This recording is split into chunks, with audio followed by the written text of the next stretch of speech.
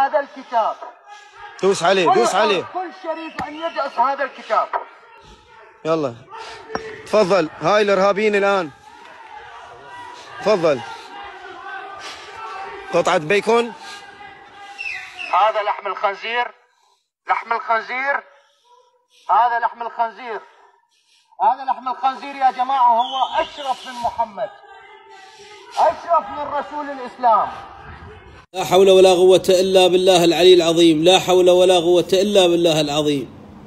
شوف المرحلة وين وصلت بينا، شوف العالم وين وصل. شوف هذا ابن، استغفر الله يا الله، هذا جاي يدوس على القرآن. ماكو إسلام هناك يحاسبونه، ماكو ناس تحاسبه، ماكو حكومة عندها إنسانية، عندها رحمة، عندها دين تحاسب هذا اللي جاي يدوس على القرآن. ولك هذا كتاب الله من تروح لفدوة أنت وعشيرتك وأهلك.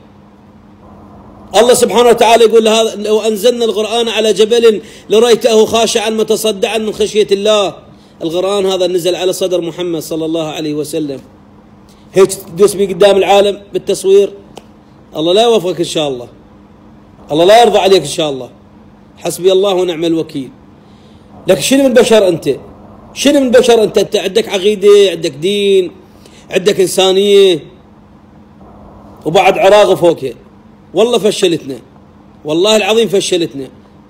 المفروض هذا ينجاب يرجع للعراق هذا ويتحاسب هنا عندنا بالعراق. هذا بالعراق يتحاسب، ويتحاسب باسم الشرع وباسم الدين وباسم القانون وباسم الإنسانية وباسم كل إنسان شريف.